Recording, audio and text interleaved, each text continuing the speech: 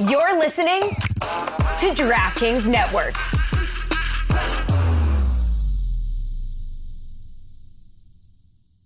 This is the Dan Batard Show with the Stugotz podcast.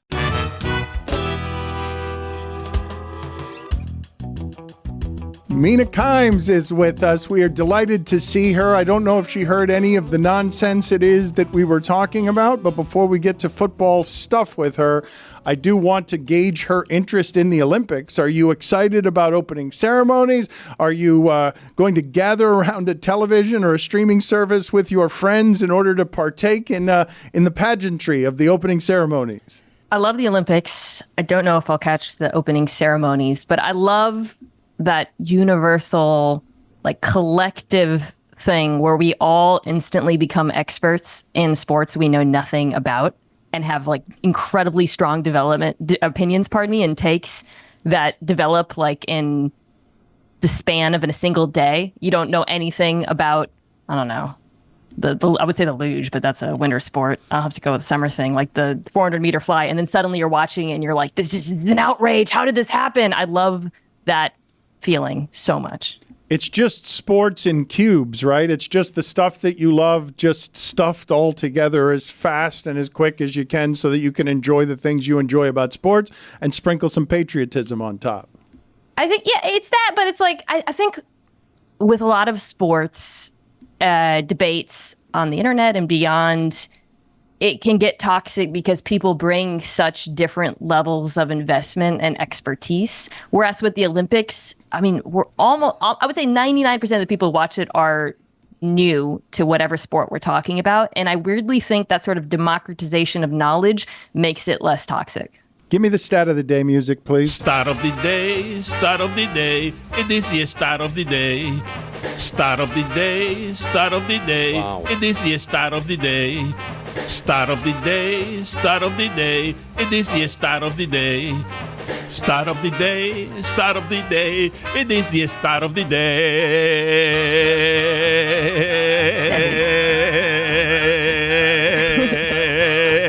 I need to explain to the shipping container that once we get to the third hour of Greg Cody, he doesn't know he's on the air anymore. Like, we are just badgering an old man. Be careful, please, because he doesn't know when we're on the air and when we're not. No, as soon as I said, wow, I instantly realized that I should not have said that aloud. That's self-awareness. That's yes, self-awareness. yes. Right No, there. it's my fault. I told him in his ear that flag football would be in the 2028 Olympics, and he said, wow. Hey, it was worthy of a wow. I mean, they're letting anything in. Breakdancing, come on. Surfing. Their surfing competition is in Tahiti, which is how many thousands of miles Ooh, from wait Paris? a second. Can I trade one of my things to get surfing in Tahiti? Mark Sanchez has more playoff wins than the combination of Lamar Jackson, Dak Prescott, Kirk Cousins, Kyler Murray, and Derek Carr. That is a great stat that I want to save the next time. I'm literally just coming off First Take where we had this argument. The next time people use playoff wins as a metric for why one quarterback is better than another. Thank you for that stat. Can somebody email it to me, please? Because I want to have that on hand, like just like a weapon in my back pocket. All right, Mark Sanchez has more playoff wins than the combination of Lamar Jackson, Dak Prescott, Kyler Murray, Derek Carr. He must be better. And that's how this works, right? Kirk Cousins.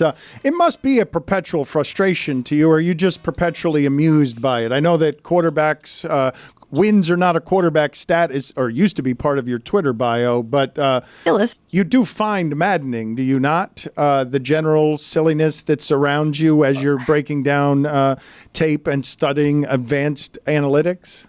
It only bothers me because there's different layers to when it's deployed in debate. Like, some people bring it up if we're talking about, I don't know, Joe Burrow versus Josh Allen, Justin Herbert versus whoever, Lamar Jackson.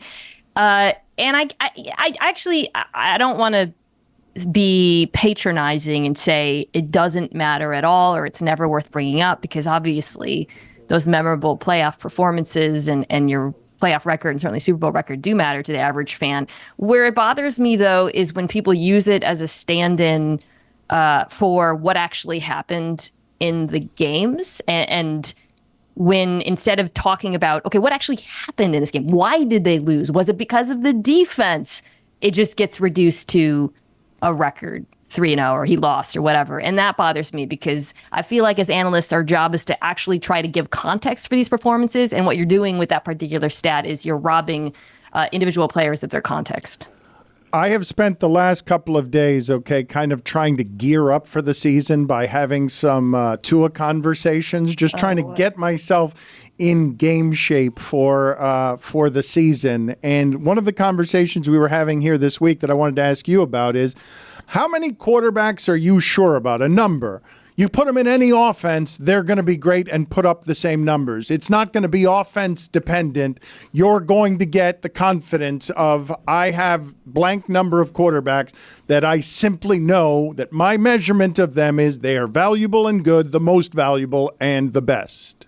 How many what you were asking is, sorry, I was so derailed because for some reason I thought when you were saying you were gearing up in Tua, you were going to finish that with talking about his brain. And then when you pivoted to actually just talking about football, it kind of threw me. So how many quarterbacks, you're asking, do I feel confident in? Like their ability to elevate? What are we talking about here? What I guess, forgive me for the way that I introduced that, but I'm laughing at, bemused, and marveling at our inability to accurately measure the value of the best quarterback, separating them from their wide receivers, their offensive lines, their systems, and everything. Just asking, who's great? Who do you pay? No questions asked. The problem with that question, and looking at it through the lens of who you pay, is you can't take any of these quarterbacks out of context when you're making a decision about paying them. Tua being a perfect example, a quarterback who I think is incredibly valuable in the context of his offense, and that matters when you're deciding whether to pay him. Like, I swear to God, I'm not being political when I say the Dolphins should pay Tua, but if he was on another team, I don't think that team should. And that gets tricky, Dan, because you can hear that and you say, well, how do you know the context around Tua is going to, this context in which he is so good, it's an offense, the scheme, the speed of the skill players, the play calling. How do you know that's going to stay the same if you give him $50 million a year? You don't know. However, you can operate from the assumption that at least the head coach is going to be in play and that you have a wide receiver in Jalen Waddle who's very, very young and very, very fast, and a front office who has been pretty damn good at identifying skill players who work in the context of that offense. So if all of those things are in place, I feel better about paying him because I feel like I have a pretty clear vision of what this offense with him is going to look like for the next 3, 4, 5 years. Even if you took him out of that context, I don't think he would be as valuable. Does that make sense? It does, but why haven't they paid him? Because the reason that we started the conversation is me saying I don't blame the Dolphins for thinking that if he went to another offense, any other offense, maybe San Francisco, Mina, but any other offense outside of San Francisco, that he wouldn't be statistically the player that he's been. And I think that would be fair, but the thing is, you're not paying these quarterbacks based on who they are in a vacuum. I think Tua is not as good as, your Josh Allens, your Joe Burrows, your Lamar Jacksons, whatever. He is not in that tier. I look at those quarterbacks and I think, okay, you could put them in any offense in the league and they are elevators of talent and they are uniquely able of creating offense on their own in a way that I don't feel about Tua. However, the decision to pay him is not putting together a team from scratch, or it's not like, building a Madden dynasty or whatever. You are paying him based on the quarterback you want him to be in this offense, the quarterback he has been. Where I would get a little bit hesitant is, okay, I've been saying he's so great in this offense. His offense is a buzzsaw. But of course, we have seen this offense run into some grit against difficult defenses, obviously in cold weather. And the question I think the front office has to ask is, are the struggles of this football team, this offense in those situations, something that can be pinned on the quarterback? And are there ways in which the quarterback can continue to get better that perhaps might enable them to get over the hump? He's lost some weight. Does that mean he might be more mobile and able to create on his own, which he hasn't been very good at? Is he going to be better under pressure? I think the offensive line and the front office have done him no favors there. But the thing about Tua, you also have to remember, is he's still a young quarterback. He could get better at those things. And that, to me, is the decision that the front office has to make. Mina, stay right there, okay? Because Greg Cody was riveted by your every word. I've never seen him. What happened? No, I'm nodding in agreement with almost everything Mina said. I am a pro Tua guy. I've written like 3 columns, which is probably too many, that they should pay him. And I think they're nickel and diming him. He's, no matter where Tua goes, he's going to bring his accuracy with him. You had his undivided attention is my point. I have not seen that look from Greg Cody in several years working with him. He's distracted, he's swigging, but you were talking his language there, and so I'm going to put a pause on this for a second, and we're going to finish the show strong. A very strong Greg Cody week. You have been disoriented, you've been distracted, you have been wonderful. Are you ready? Are you ready for this postgame? Okay. Are you ready to finish this the right way? Normally when... This is a new and unimproved Dan Le Batard show with the Stugotz. Gamble on by DraftKings. Hey, it's Mike Ryan, and by now you know how much I love Game Time. It is the greatest app for the secondary ticket marketplace that I've ever come across. I was recently in Chicago, a Major League Baseball mecca, and I found incredible tickets on the Game Time app, which makes getting tickets faster and easier. Prices on the Game Time app actually go down the closer that it gets to first pitch. With killer last-minute deals, all-in prices, and views from your seat, don't forget their lowest price guarantee, Game Time takes the guesswork out of buying MLB tickets. So, do yourself a favor. Do what I did. Do what I routinely do. Whether it's baseball games or summer concert season where all the big names in music are presently touring, use the Game Time app. Take the guesswork out of buying MLB tickets with Game Time. Download the Game Time app, create an account, and use code DAN for $20 off your first purchase. Terms apply. Again, create an account and redeem code DAN for $20 off. Download Game Time today. Last minute tickets, lowest price, guaranteed.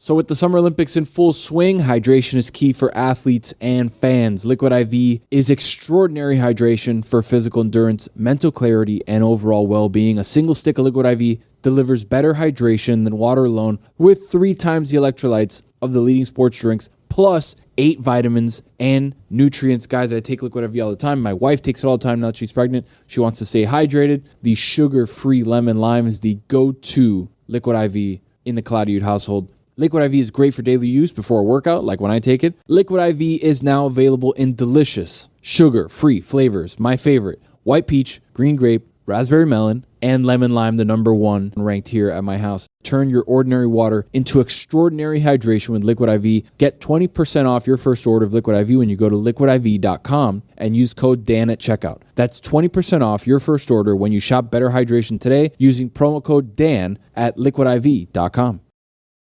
Dan Le Batard. Go pee-pee. Stugotz. Go pee-pee. This is the Dan Le Batard show with the Stugotz. Welcome to the Pitch Clock. Here's the pitch. A 2-part baseball segment Combining a nostalgic baseball trivia game and an interview with an expert. This is the Pitch Clock. Our esteemed producer, Taylor, can you explain to this group right here, me, David, and Billy, what the game is that we'll be playing today? I tailored the game towards David. So this list, you guys can flip it over now. All right. This is every $100 million contract in baseball. Ooh. Pre-2010. So you guys have the number that they signed for, the team that they signed for, and then the year that they signed. Wow. So it's going to be 3 strikes, and you're out. We'll alternate Jeremy, David, Billy. Okay, so each of us has a sheet of paper sitting in front of us. And I have a 20-second shot clock. All right, 20 on the clock. Wait, seconds. can I ask a It's a question? 20-second pitch clock, Taylor. This is just the amount they signed for in the year, but we don't have a length of deal here. That's correct. It's just the total dollar. Okay. This is a nightmare for me. I'm going to go ahead and say I'm going to take the first guess. Number 2 on the board, Texas Rangers. In 2001, $252 million. That's Alex Rodriguez. That's correct. I'm going to go number 1 on the board, the same guy, Alex Rodriguez, Yankees, 275 and 08. That is also correct. All right. Is number 12 Vernon Wells, Blue Jays? Wow, great pull. That is awesome. Vernon Wells. $126,200,000. All right, so 2008. through one round of I this should have held game- on to that one. That was That's a stupid. great one. That's a really good one to so get that dumb. early. All right, so through one round of this game, me, David, and Billy all got ours right. A-Rod for both the Yankees and the Rangers, and Billy pulling Vernon Wells out of the I should have hat. held that one. That was dumb. I'm going to go Ooh, two. Man, this is tough. We have 20 seconds on the clock, 10 right? seconds left. 10 seconds left. I'm gonna go number 9. New York Mets, $137.5 million in 2008. Was that Johan Santana? It was Johan. Wow. Is there a chance that number 8, 141.5 in 03 was Todd Helton? Yep. Wow! Yeah. With the Colorado Rockies. That's a good one, David. That's very well done. Back to Billy. Man, Billy's on the Getting clock. hard. This is getting more and more difficult. Well, I'm gonna get another one of these. And now to our guest portion here on the Pitch Clock, Adnan Virk of MLB Network. Joining us today to share his expertise. Adnan, thank you for joining us. I want to start with you with Yordan Alvarez because he has led the Astros back in their division. The poor Mariners. I mean, the poor Mariners just cannot catch a break as the Astros catch up to him. He hit for the cycle on Sunday. There's a couple interesting things here. He got the home run ball back in exchange for a signed baseball. Carlos Santana also had 30 homers and 30 ballparks. The fan asked him for season tickets in exchange for the ball. Got batting gloves. So I have kind of a two-part question here. One, how impressive is it what Yordan Alvarez is doing in leading the Astros in his season? And also, do fans need better negotiators on their behalf? Yeah, yes and yes. But we'll start with Yordan. Jeremy, great to see you as always. Thanks for having me back. Let's start with the Astros first because it's been an incredible story. I know we all want to hate the Astros, and I get it, but it's been an amazing run considering the fact they were 10 games back just 33 days ago, and all of a sudden now, a virtual tie here in lockstep with the Mariners. Since the start of June, no team better record than the Astros, 27-14 going into Monday's action. And Yordan specifically, you mentioned the cycle, which is always tough to do. He got a double in that final at bat.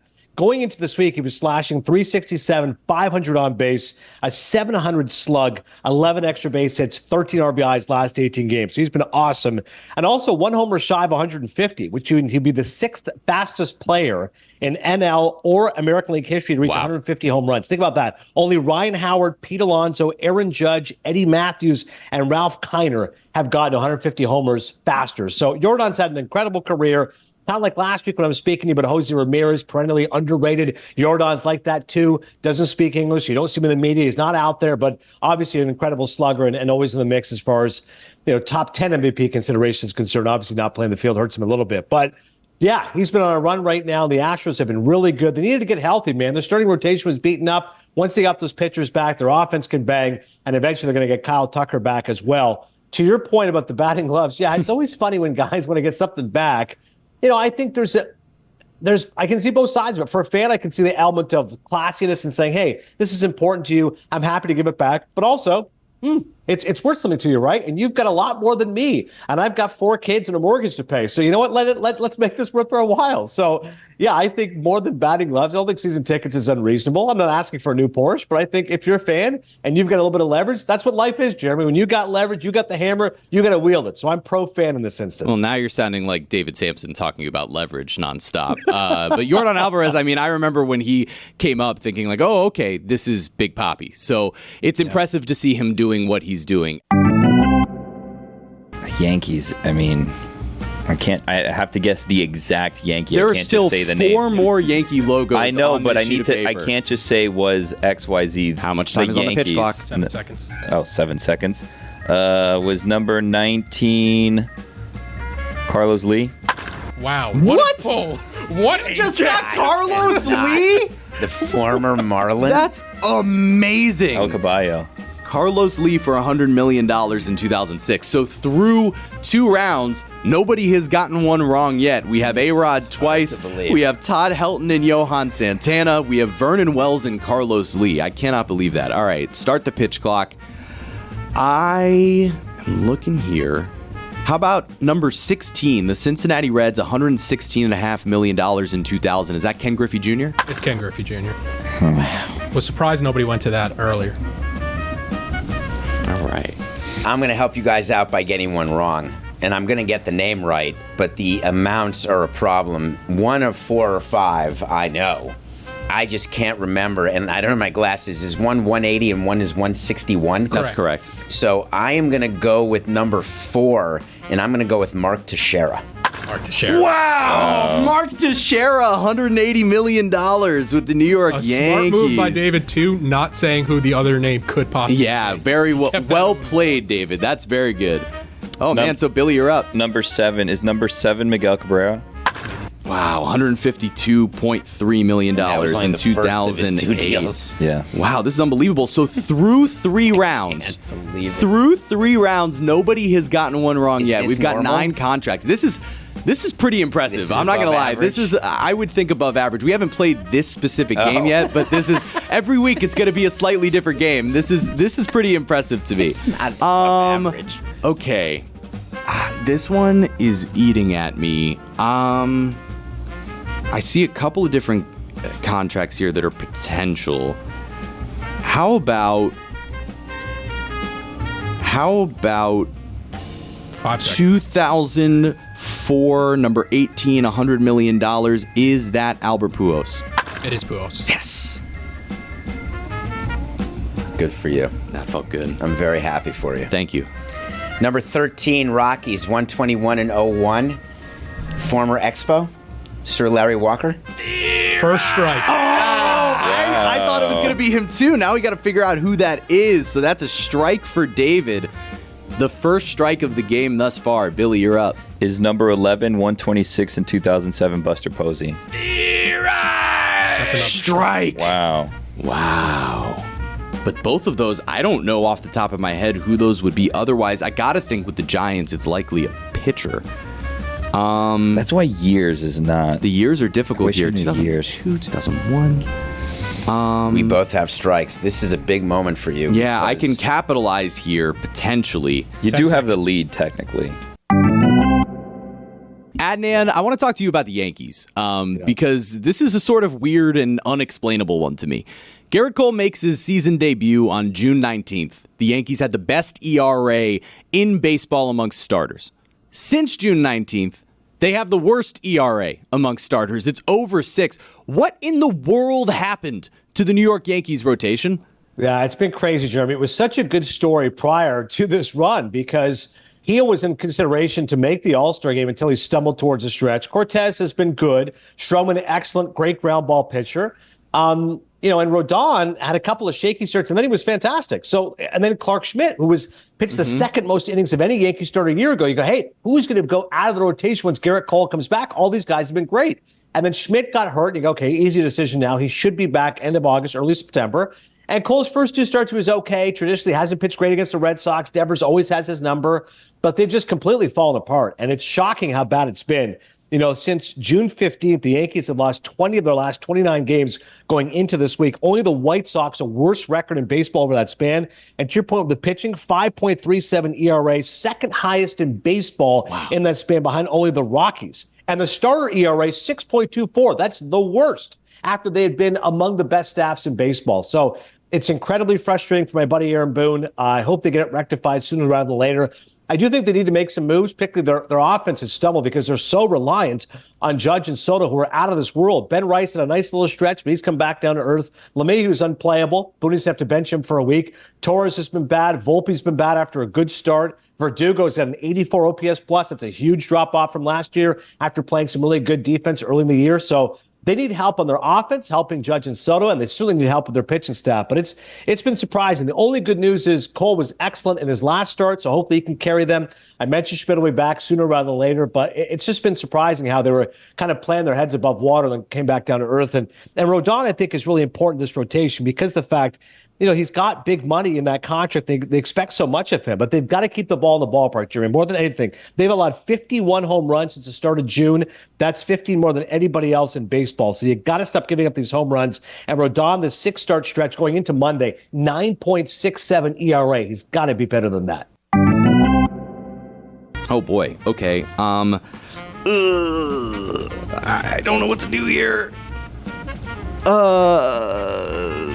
Number 11, Giants, $126 million in 2007. Tim Lincecum? That's a strike. Damn. We're gonna. Is it 3 strikes and we're out? Yeah, 3 strikes and we're out. Is number? Am I up? Number 6, Boston Red Sox, 160 and 01. Is it Pedroia? It's not. Oh, that's early. That's Wow. early. Strike Too early two. for Pedroia? That's a little early for Pedroia. I was going to go Pedroia or J.E. Then that may be early for him, too. Yeah. Darn it. Strike two for David. Billy, on the clock. 2001. Put yourself there. I'm trying to think. Is that Pedro? Number 6? Number Yeah. 6. No. Strike They were two. doing that. I don't think Pedro ever got a deal like that. But All I could be right, wrong. so I That would- believe we're through 5 rounds now, and thus far I have 1 strike. David and Billy each have 2 strikes, which does put me in the lead, and potentially maybe I can just This kind of is like wait on out the clock. PKs. All right, so This if you is You're for just the trying win. to foul one off right if you start the clock here, I have a guess here. I'm gonna go number 15. $119 million in 2005 with the New York Mets. Is that David Wright? It's not. No! Wow. You thought Everybody's at 2 strikes. You were so cocky. You were sure you I really had it. thought I had it. I really did think I had it. I really did. You were holding that one, too. Yeah, I was. I was looking Interesting. at it the whole time. I thought I had it. This is starting to turn into next one might win. Yeah. Well, this is my third Everybody's strike at and 2 I'm out. strikes. Yeah, Yep. I mean, I need to come up with one right now. Technically, for what it's Right worth. now. Right now. Technically, for what it's worth. If they If both each of them strike get out. strikes, I win, even though I have 2 strikes. That's correct. Why is that? Because Because Jeremy I He's started went it, first. so I have one more right than you guys Yeah, do. he thus got far. one. Yeah. We're on the same round right now. So David, it's to you. 15 seconds left. What if he steps out of the box? No call on time here. Really? Yep. There's really no time. 5 Interesting. seconds. New York Mets. Number 14, Yankees, 2002, 120 million. CC Sabathia. It's not Too CC. early. Too early. Strike 3 for David. So David is now out of contention. That's it. Billy, can I you lost. keep the game alive? No. Adnan, can you name a random baseball player from the past whose name makes you smile? Absolutely. I love this question. I just said Joe Buck on Cinephile. My dear friend Adam Amin, I was thinking, brainstorming, who could I have on the show? It's the summer. Joe Buck's my favorite play-by-play guy of all time. I met him briefly at the Emmys. Let me ask Adam. I said, Adam, could you ask Joe Buck, would he come on Cinephile? Adam asked it for me. You always need a middler, right? Like in Curb, you need a middler. So Joe Buck came on. He was awesome. The reason I want to have Joe Buck on Cinephile is because he was great in Brockmire, and he's very good friends with Paul Rudd and John Hamm. Yeah. Rudd just got nominated for an Emmy Award for Only Murders in the Building, his first Emmy nomination, supporting actor. And John Hamm's a double Emmy nominee as he's up for the morning show, and also he was great in the season of Fargo. So anyways, listen to the episode. Buck told stories when he first met Rudd, first met Hamm. There's a guy named Preston Clark. They were friends with in high school, blah, blah, blah. Anyways. What I said to Buck was this. I go, I met Paul Rudd before the Sundance Film Festival. It was okay. I said, he made a movie. Unfortunately, it wasn't great, but it's based on a classic book. The Catcher Was a Spy. True story of Mo Bird. Amazing Now, I said, story. Amazing story, right? And Rudd's a great guy. He was telling me he shot at Fenway, lifelong baseball fan. And I remember asking Paul, I said, what's your favorite team? He said, I'm a Royals fan. And I said, who's your favorite player? And this name always makes me smile. And when I said to Buck, even he smiled, and it's going to make you smile. Willie Wilson. I don't know what it is about Willie Wilson. Maybe it's just the alliteration of 2 first names. It's Will two Will. W's. But Will. It's not just alliteration. It's literally the same name. But Willie Wilson, I just picture a slender speedster, and it's 1985 again, and a guy whose slugging percentage, if we looked it up right now, is probably 330 is his slugging percentage. But he hits you 300, and he'll get you on base, and he'll steal bases. He's a guy that always makes us smile. Willie McGee's another one. Maybe I just like Willie's. Willie McGee of that era, again, speedster, kind of funny looking, great years with the Cardinals. Vince Coleman. I love that era. Those guys definitely make me smile. You can say Willie McCovey as well. This is a great game, and This I'm is a good one. despondent. This is a good one. The Cubs one in 2007 is bothering me. The Mets in 2005 is bothering me. The Yankees in 09, I should know. I'm trying to Sure. figure that one out. 5 seconds. The Mets in 05 is the year we took Delgado. Who the hell did they sign? Was CC number 5 in 2009? He keeps the game. Wow, he keeps it alive. Keeps the game alive. No. I was off by how many years?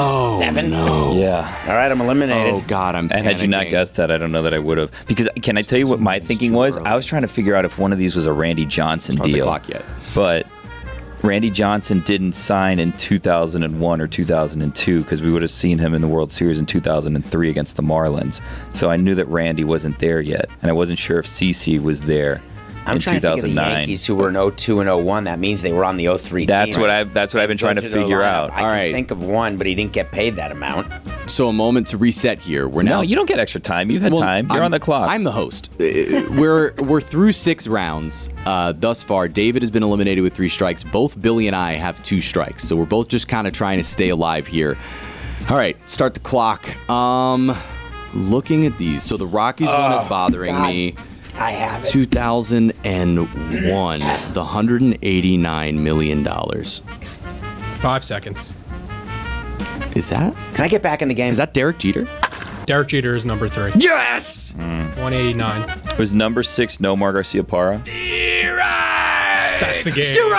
That's the game. Ball game over. Is number 17 Kevin Brown? It was Kevin. God. Wow, Dang Kevin it. Brown, I'll go 99 with through. the Dodgers. Yeah, please let us know the rest of the answers here that we have not I'll go through the landed. full list for you guys. 160 from the Red Sox in 2001, Manny Ramirez. 136 in 2007 from the Cubs, Alfonso Soriano. Oh, I almost guessed Soriano. 126 in 2007 from the Giants, Barry Zito.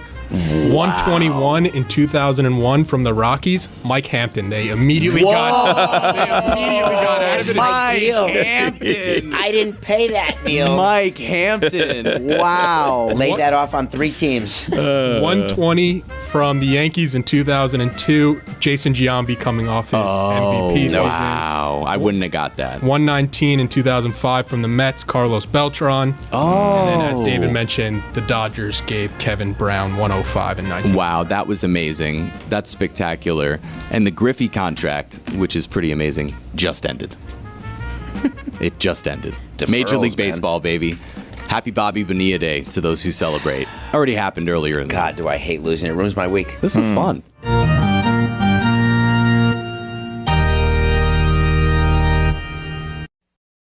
Hey, it's Mike Ryan, and by now you know how much I love Game Time. It is the greatest app for the secondary ticket marketplace that I've ever come across. I was recently in Chicago, a Major League Baseball mecca, and I found incredible tickets on the Game Time app, which makes getting tickets faster and easier. Prices on the Game Time app actually go down the closer that it gets to first pitch. With killer last-minute deals, all-in prices, and views from your seat, don't forget their lowest price guarantee, Game Time takes the guesswork out of buying MLB tickets. So, do yourself a favor. Do what I did. Do what I routinely do. Whether it's baseball games or summer concert season where all the big names in music are presently touring, use the Game Time app. Take the guesswork out of buying MLB tickets with Game Time. Download the Game Time app, create an account, and use code DAN for $20 off your first purchase. Terms apply. Again, create an account and redeem code DAN for $20 off. Download Game Time today. Last minute tickets, lowest price, guaranteed.